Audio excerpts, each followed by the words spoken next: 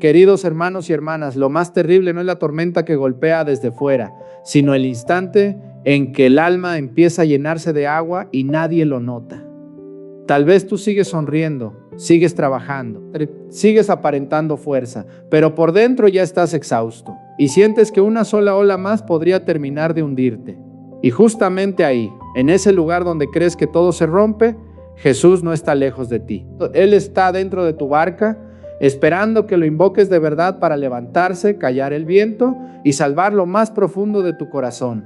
Queridos hermanos y hermanas, dejen de engañarse si no quieren llegar un día a gritar en la desesperación que su vida se hundió sin darse cuenta. Mucha gente cree que mientras todavía trabaja, todavía sonríe y todavía cumple ciertas obligaciones de siempre. Todo está bien. No. Hay barcas que no se hunden en medio de una gran explosión, sino en días aparentemente normales. El sol no entra de golpe, se filtra poco a poco, en silencio, con una insistencia cruel. Hasta que el corazón se vuelve pesado, la mirada se cansa, la oración se enfría y por dentro solo queda una sensación difícil de nombrar. Me estoy agotando, me estoy hundiendo, me estoy apagando. Por eso este pasaje del Evangelio según San Marcos toca tan profundamente nuestra vida. Cae la tarde. Jesús dice a sus discípulos que vayan a la otra orilla. Todo comienza de manera sencilla, ordinaria, como tantos trayectos de la existencia. Y de pronto se levanta la tempestad. El viento golpea con violencia, las olas azotan sin descanso. El agua empieza a entrar en la barca. Y en medio del pánico de los discípulos, Jesús está dormido en la popa. Esa sola imagen basta para herir y consolar al mismo tiempo a muchos que me escuchan ahora. Porque no habla únicamente de un lago de hace 2000 años, sino de la propia historia de cada uno de nosotros. Tal vez ustedes mismos se han preguntado alguna vez, ¿por qué justamente cuando ya no puedo más, Dios parece callar? ¿Por qué precisamente cuando mi familia se resquebraja, cuando mi cuerpo se debilita, cuando las deudas me asfixian, cuando una herida vuelve a abrirse o cuando mi alma se seca, el cielo parece quedarse en silencio? Ahí comienza a crecer un miedo más grande que el problema mismo, porque lo que más desgarra al ser humano no es solo la violencia de la tormenta exterior, sino la impresión de estar luchando solo. Una madre llora a escondidas por un hijo que se ha alejado de Dios. Un padre pasa la noche en vela buscando cómo sostener su casa. Una persona que antes rezaba con fervor, entra ahora al templo y siente el corazón duro, opaco, sin fuego. Otra carga una herida antigua que parecía cerrada. Y sin embargo, basta una pequeña sacudida para que todo vuelva a doler con la misma fuerza. Entonces la barca deja de tambalearse solo sobre las aguas y empieza a tambalearse en lo más profundo del alma. Y sin embargo, la mayor luz aparece en un detalle que muchas veces pasamos de largo. Jesús sigue dentro de la barca. Está dormido, sí, pero no se ha ido. Guarda silencio, pero no está ausente. Todavía no habla, pero no ha abandonado a los suyos. Nosotros solemos fijarnos tanto en las olas, en el viento, en la cantidad de agua que sube sin parar, de que olvidamos la verdad decisiva. Esa barca no está vacía de Cristo y mientras Cristo permanezca ahí, la historia todavía no ha terminado en derrota. San Pablo lo dice con una fuerza inmensa en su carta a los romanos. Si Dios está con nosotros, ¿quién estará contra nosotros? Esa palabra no elimina de inmediato el temporal, pero levanta el corazón que estaba temblando. No niega las lágrimas, pero pone una roca bajo los pies que ya no podían sostenerse. Quizá ustedes todavía no han salido de la tormenta. Quizá las olas siguen golpeando con dureza la barca de su vida. Quizá todavía no entienden por qué el Señor no ha hecho el milagro de inmediato. Pero antes de resolverlo todo, hace falta reconocer algo con honestidad. ¿Por dónde está entrando el agua en mi vida? ¿Qué miedo me está robando la paz? ¿Qué situación me está dejando sin fuerzas? Y más adentro todavía. ¿No será que lo que más me hiere no es solo la dificultad, sino la sensación de que Jesús duerme mientras yo grito? En el momento en que se atreven a nombrar esa tormenta, la sanación ya ha comenzado, porque Cristo no puede curar una herida que fingimos no tener. Él no desprecia nuestro miedo, lo que desea es sacarnos de ese silencio pesado que va hundiendo el alma lentamente. Por eso en esta noche interior, no concluyan demasiado pronto que todo está perdido. No miren la fuerza de la ola, olvidando al Señor que está en la barca. No miren solo el agua que sube, olvidando que basta una palabra suya para mandar callar al mar. Lo primero que necesitamos no es aparentar fortaleza, sino permanecer en la verdad y decirle con sencillez: Señor Jesús, tengo miedo, estoy cansado, siento que me hundo, pero todavía quiero creer que tú estás aquí. Queridos hermanos y hermanas, lo más inquietante de una tormenta no es únicamente el estruendo del viento sobre el mar, sino el instante en que uno descubre que ya no tiene fuerza suficiente para mantener la barca a flote. En la vida espiritual ocurre lo mismo. Hay pruebas que llegan desde fuera, una enfermedad, una crisis familiar, una traición, una caída económica, una noticia que aprieta el pecho. Pero existe algo aún más doloroso y silencioso: el agua que comienza a entrar desde dentro. Ahí es donde el alma se desgasta de verdad, porque hay personas que todavía no se han derrumbado ante los ojos del mundo y, sin embargo, por dentro llevan mucho tiempo agotadas. Siguen adelante, cumplen lo necesario, conservan la apariencia de normalidad, pero el corazón se va llenando de temor, de culpa, de tentación, de desaliento, de una amargura que nadie ve en el Evangelio. Los discípulos no enfrentan solo unas olas violentas. Ven cómo la barca empieza a llenarse de agua. Esa imagen es profundamente real. La vida no suele romperse de golpe por un solo golpe fuerte, sino por pequeñas entradas de agua que nadie quiso atender a tiempo. Una herida que nunca fue sanada. Una palabra humillante que quedó clavada durante años. Un fracaso antiguo que sigue dictando en secreto cómo nos miramos a nosotros mismos. Un pecado repetido tantas veces que la conciencia comienza a entumecerse. Una tentación alimentada demasiado tiempo. Y luego llega un día en que uno se pregunta por qué se siente tan pesado, tan seco, tan débil, cuando en realidad la barca llevaba mucho tiempo recibiendo agua. Por eso en muchas ocasiones lo que nos agota no es solo la circunstancia, sino el desorden interior que se va acumulando. Un padre puede parecer fuerte ante todos y, sin embargo, sentirse derrotado por dentro al ver a sus hijos alejarse del bien. Una mujer puede sostener su casa con admirable entrega y al mismo tiempo irse consumiendo cada noche con la sensación de no ser comprendida por nadie. Una persona que antes rezaba con fervor puede seguir entrando a la iglesia, seguir repitiendo oraciones, pero sentir que el alma se ha vuelto árida, sin fuego, sin consuelo, sin descanso. Muchos no han perdido la fe del todo. Más bien están viviendo con una fe herida. Siguen creyendo que Dios existe, pero ya no están seguros de que Dios mire su dolor con ternura. Siguen sabiendo que deben seguir adelante, pero en el fondo sienten una fatiga tan honda que casi quisieran soltar los remos. Ahí se vuelve estremecedor el grito de los discípulos: Maestro, ¿no te importa que perezcamos? Esa frase no es elegante, no suena piadosa.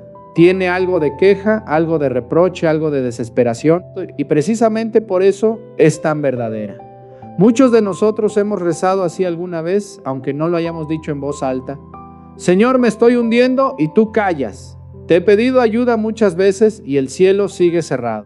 He intentado salvar mi familia y todo sigue quebrándose. He luchado demasiado tiempo contra esta tentación y ya no sé cuánto más resistir. He suplicado que me arranques este sufrimiento y todavía sigue aquí, como una espina enterrada en mi carne. Ese clamor no aleja a Dios. En muchos casos, ese es el instante en que la oración empieza a ser sincera. Pero aquí aparece una fragilidad muy humana. Cuando el miedo dura demasiado, el alma empieza a buscar salidas equivocadas. Algunos se encierran en sí mismos y ya no dejan que nadie los ayude. Otros adormecen el dolor con ruido, distracciones, excesos, pantallas, conversaciones superficiales, cualquier cosa con tal de no mirar lo que llevan dentro. Otros caen en una oscuridad más grave. En vez de correr hacia Dios, comienzan a dialogar con la tentación. Primero parece poca cosa, una concesión mínima, una puerta entreabierta, una permisividad que se presenta como inofensiva. Después el corazón se enturbia. La luz disminuye y la barca recibe más agua por culpa de decisiones que uno mismo ha tolerado. La reflexión que hemos venido meditando contiene una advertencia muy fuerte y conviene repetirla con misericordia, pero también con claridad. No trivialicen el pecado grave. Cuando una persona se instala obstinadamente en el pecado mortal, ya no se trata solo de una ola golpeando desde fuera. sino de una grieta peligrosa abierta en el fondo de la barca. No es simplemente que uno se debilite, es que se aparta de la presencia viva de la gracia. Por eso no se duerman en un estado de alejamiento de Dios. No prolonguen una ruptura que la conciencia ya reconoce. No digan que mañana volverán, porque hay noches que enfrían muy deprisa el alma. El sacramento de la reconciliación no es un peso añadido para quien ya va cansado. Es la puerta por la que Cristo entra a lo más dañado de nosotros para empezar a reconstruir. Hay que admitir también otra verdad incómoda. No pocas veces somos nosotros mismos quienes añadimos más agua a la barca. Las pruebas permitidas por Dios tienen un límite, porque el Señor conoce exactamente hasta dónde llega nuestra fuerza. Como escuchó San Pablo, la gracia de Dios basta. Él no permite que seamos aplastados sin remedio, pero hay sufrimientos que no nacen solo de las circunstancias, sino de nuestra imprudencia. Jugar con una tentación, visitar lo que sabemos que nos hace caer, mantener relaciones desordenadas, alimentar resentimientos durante años, entretenernos con aquello que poco a poco ensucia el alma. No toda tormenta viene de fuera, algunas se forman dentro, a causa de concesiones que parecían pequeñas, y justamente ahí empieza la sanación, en la verdad. Cristo no humilla a quien tiene miedo, tampoco rechaza a quien llega desordenado, avergonzado o roto. Lo que Él pide es que dejemos de mentirnos. Si la barca está recibiendo agua, hay que nombrar por dónde entra. Si existe una herida que nunca hemos presentado al Señor, hay que llevarla a su luz. Si estamos alimentando una tentación, hay que cortar de raíz. Si vivimos en una situación que ahoga la gracia, hay que volver. Los salmos están llenos del grito del hombre que clama desde lo hondo. Y la iglesia no es extraña a las noches del alma. Por eso, si ustedes se sienten heridos, no se avergüencen. Simplemente no permanezcan en la oscuridad como si fuese su casa. Desde el lugar mismo donde reconocemos la verdad más dolorosa, Cristo empieza a conducirnos hacia otra orilla. Queridos hermanos y hermanas, el dolor de los discípulos no termina en el hecho de que la barca se llena de agua. Lo que verdaderamente los descoloca es ver a Jesús dormido.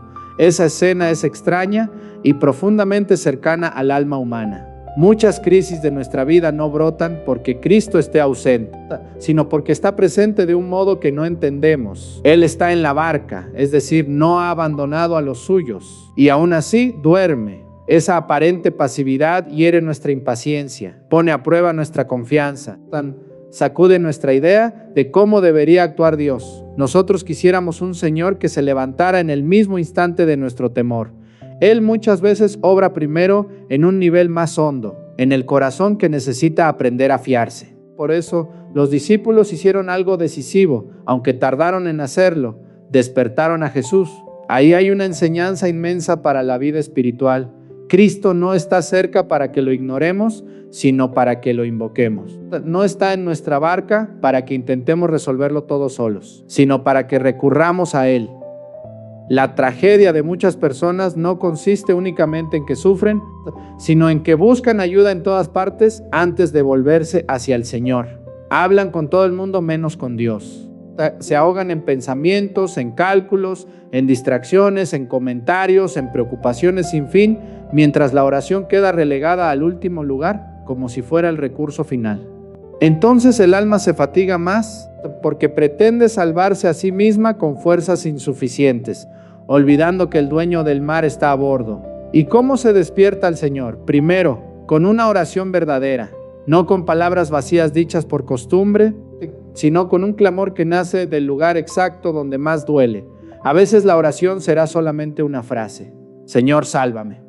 Otras veces será una respiración cansada delante del sagrario. En ciertas noches será el rosario entre lágrimas. Y en otros momentos ni siquiera habrá muchas palabras. Bastará sentarse en silencio ante Dios y dejar que Él mire nuestra pobreza. Cristo no exige un lenguaje brillante para intervenir. Él espera un corazón sincero en el Evangelio. Los discípulos lo llaman maestro. Es una forma de decir: seguimos sabiendo de quién somos, incluso en medio del miedo. Esa oración, además, necesita sostenerse con los medios concretos que la Iglesia pone en nuestras manos. Despertar a Cristo también significa acudir a los sacramentos. Hay batallas interiores que no se vencen con pura fuerza de voluntad.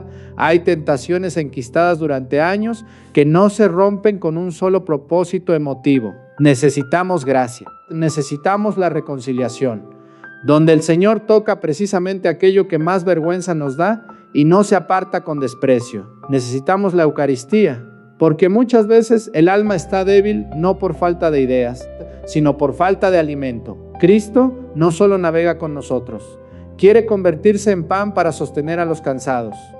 Quien ha entrado a una iglesia con el alma pesada como piedra y ha salido un poco más libre, sabe que hay tormentas que no se calman con razonamientos, sino con una rodilla doblada ante la presencia real. San Ignacio de Loyola enseña algo muy luminoso. En tiempo de desolación, el alma no debe rendirse ni aflojar, sino reaccionar en sentido contrario, intensificando la oración, el examen de conciencia, la penitencia, el cuidado interior. Esa sabiduría es profundamente práctica. Una tormenta que se deja avanzar sin resistencia se hace más fuerte. Una tentación con la que se dialoga demasiado termina seduciendo. Un desaliento que no se frena a tiempo puede convertirse en una costumbre interior.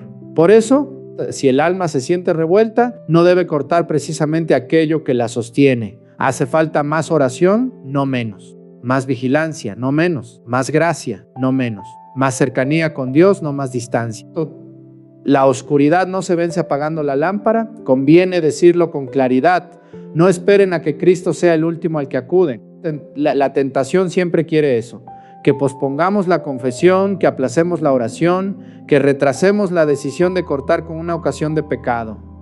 Nos hace pensar que todavía controlamos la situación. Nos convence de que mañana será mejor momento y mientras tanto el agua sube más rápido de lo que podemos sacarla. Por eso es tan sabia esa insistencia en volver a Dios desde el comienzo mismo de la tormenta. La confesión no sirve solo después de una gran caída. Muchas veces es también la fortaleza que impide una caída más profunda.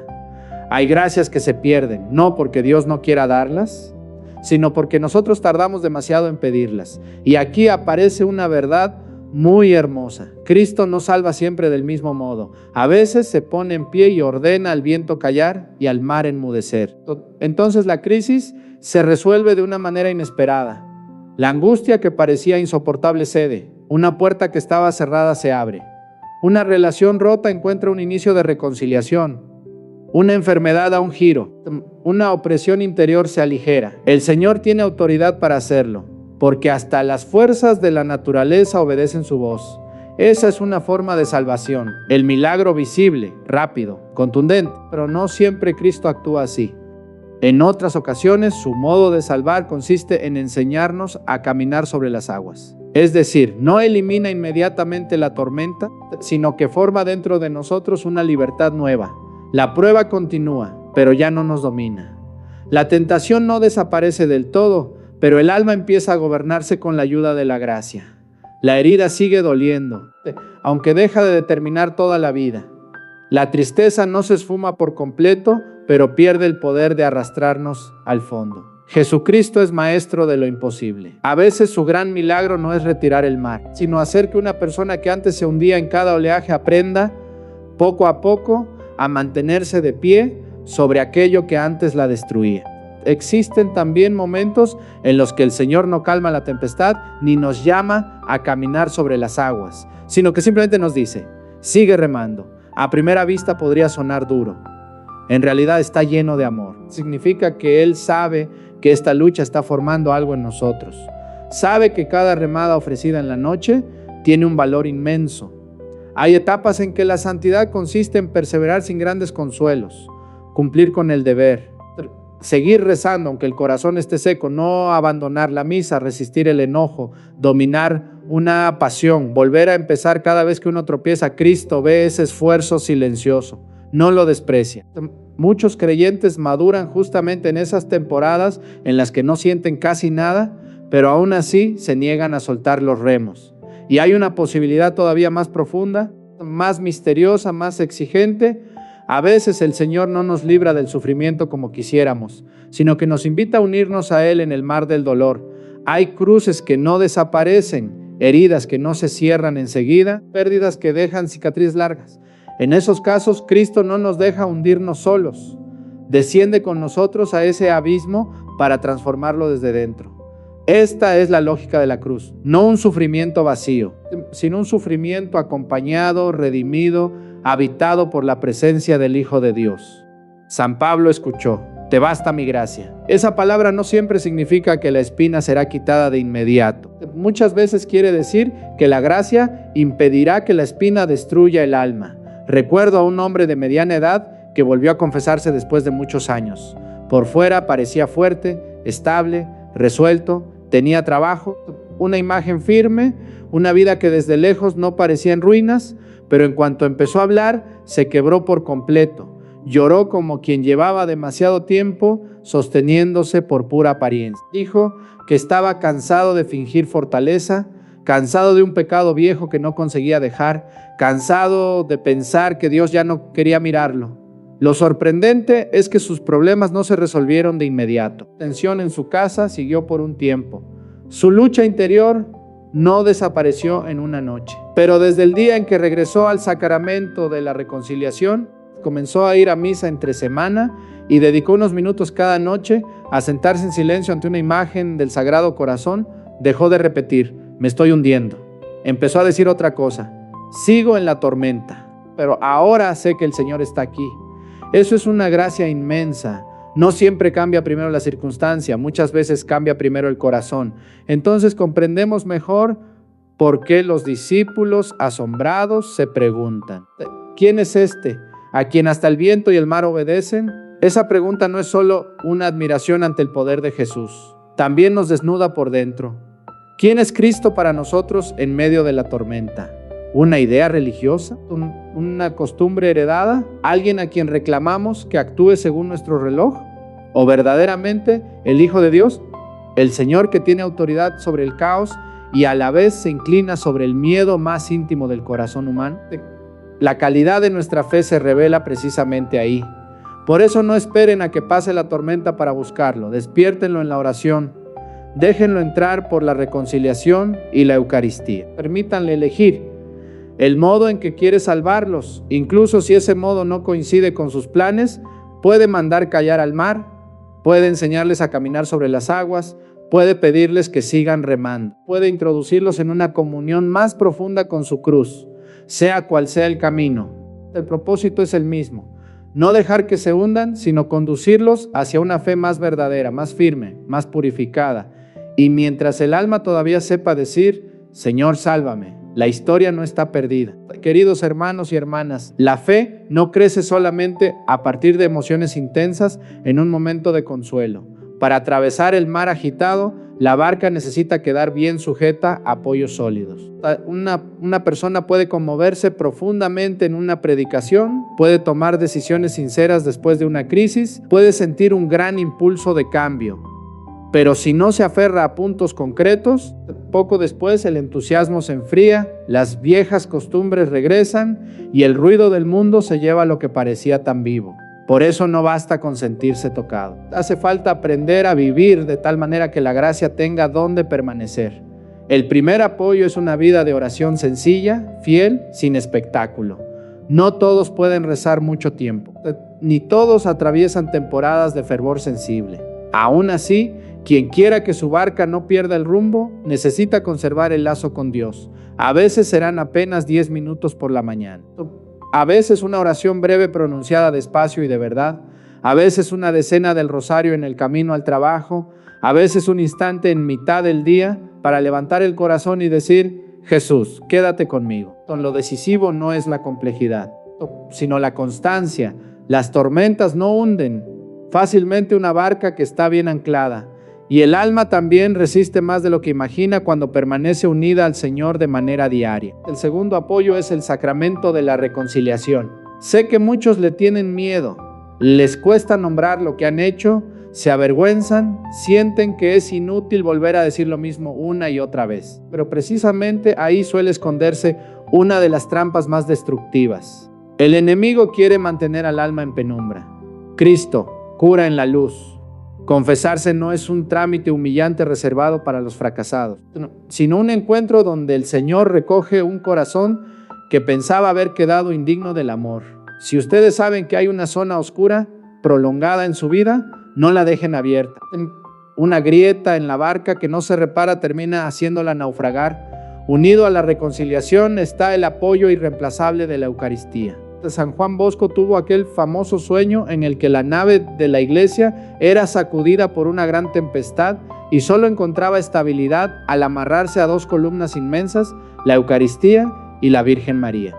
Esa imagen no habla solamente de la Iglesia universal, habla también del alma de cada creyente. Quien se aferra a la Eucaristía deja de vivir únicamente de sus propias reservas. Muchas veces estamos débiles no porque nos falten consejos, sino porque nos falta alimento. Tenemos hambre de Dios y no siempre lo reconocemos. Nos sentimos secos y pensamos que lo que falta es motivación, cuando en realidad falta el pan vivo, una misa vivida con verdad, una hora de adoración en silencio, una comunión recibida con hambre de Cristo, pueden rehacer por dentro lo que ninguna estrategia puramente humana logra tocar. La otra gran columna es la Virgen María. En los tiempos de tormenta, el cristiano jamás queda huérfano. María no ocupa el lugar de Jesús. Al contrario, nos conduce con suavidad hacia Él. Ella sabe lo que significa mantenerse en pie al lado de la cruz. Ella conoce el peso de guardar una promesa de Dios en medio de situaciones que no se comprenden del todo. Por eso apoyarse en María no es un adorno piadoso, sino una forma muy concreta de entrar en la escuela de la confianza. Un rosario rezado con humildad puede sostener el corazón en medio de una noche interior larguísima. Hay momentos en los que uno ya ni sabe cómo dirigirse a Dios. Entonces basta tomar entre las manos las cuentas del rosario y dejar que la Madre guíe el alma paso a paso. Quien se abraza a la Madre no se dispersa tan fácilmente. Junto a estos apoyos hay otra lección muy realista. No atraviesen la prueba completamente solos. Muchas tormentas se vuelven más peligrosas porque la persona se encierra, calla, no pide ayuda, no se abre a un sacerdote, a un acompañante espiritual, a una comunidad creyente. El orgullo hace pensar que uno debe resolverlo todo por sí mismo. Y mientras tanto el agua sigue entrando. La iglesia, sin embargo, no es una suma de individuos aislados, es un cuerpo. Una palabra sabia dicha a tiempo, una compañía paciente, una comunidad que reza de verdad por nosotros, pueden ser instrumentos concretos que Cristo utiliza para impedir que nos hundamos en la soledad. Nada de esto servirá si seguimos aferrados a lo que está destruyendo nuestra propia vida. La sanación siempre pide una decisión concreta. Tal vez para algunos sea romper una relación que los arrastra lejos de Dios. Para otros será cerrar definitivamente la puerta a una ocasión de pecado. Para otros, dejar de alimentar un resentimiento antiguo que envenena todo. Para otros, regresar a la misa dominical después de mucho tiempo de abandono. Para otros, poner fecha a la confesión en vez de seguir postergándola. Para otros, renunciar a ciertas búsquedas de alivio que terminan ensuciando más el corazón. ¿Cristo ayuda? Sí, pero no reemplaza la parte de firmeza que le corresponde a nuestra libertad. Lo consolador es que el Señor no espera que seamos perfectos para empezar a sostenernos. Él comienza a obrar desde una decisión pequeña, humilde y sincera. Una barca que se tambalea no necesita grandes discursos, necesita un ancla bien lanzada. Por eso la pregunta decisiva no es cuánta fuerza sienten tener, sino de qué se van a agarrar. Si se apoyan solamente en sí mismos, tarde o temprano se agotarán. Si se apoyan en consuelos rápidos y pasajeros, quedarán más vacíos aún.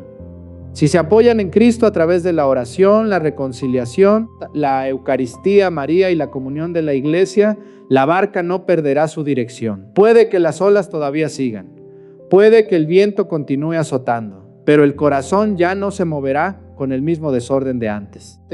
Desde esa fidelidad concreta, la paz comienza a nacer de manera silenciosa y verdadera. Queridos hermanos y hermanas, al final, lo más hermoso con este evangelio no es solamente que el mar se calme, sino que la barca nunca estuvo sola. La vida cristiana no viene con la promesa de un mar siempre sereno. Jesús no dijo que por seguirlo ya no habría viento ni noche ni sufrimiento. Lo que sí nos regala es algo mucho mayor. no tengan miedo, porque yo estoy con ustedes. Esa presencia es la que nos salva de la desesperación. Las olas pueden levantarse, el viento puede golpear con violencia, la noche puede parecer interminable, y aún así, la otra orilla no ha desaparecido. Esa orilla no es solo una etapa más tranquila dentro de esta vida, aunque Dios también puede regalarnos momentos de gran alivio. La otra orilla es más profunda. Es la casa del Padre, es la vida eterna. Es el lugar donde toda lágrima será secada por la misericordia de Dios. Por eso, cada vez que luchamos por no rendirnos, cada vez que volvemos después de caer, cada vez que permanecemos fieles en medio de la sequedad, la barca avanza un poco más hacia la patria verdadera. Ninguna lágrima ofrecida a Cristo es inútil. Ninguna tormenta tiene autoridad para definir por completo nuestra historia mientras Jesús siga dentro de nuestra barca. Por eso, no crean la voz cruel que les susurra que todo terminó. No permitan que una temporada de dolor les haga olvidar al Señor que manda sobre el mar. No piensen que, por haber caído muchas veces, ya no hay camino de regreso. Cristo todavía puede levantar lo que se derrumbó, reavivar lo que se enfrió, curar lo que lleva años sangrando en silencio. Puede que la tormenta no se haya ido del todo. Puede que el mar de su vida todavía siga movido, pero si el corazón continúa orientado hacia Jesús, esa barca no está perdida. Señor Jesús, quédate en la barca de nuestra vida. No permitas que nos hundamos en el miedo, en el pecado, en el desaliento ni en la desesperación. Enséñanos a invocarte en la noche, a apoyarnos en tu gracia por medio de la reconciliación, de la Eucaristía y de la oración humilde de cada día. Que la Santísima Virgen nos cubra con su amparo materno. Y aunque las olas todavía se levanten, concédenos una paz profunda, porque sabemos que tú estás aquí y que nos conduces hacia la otra orilla, hacia la patria eterna que no desaparece jamás. Amén.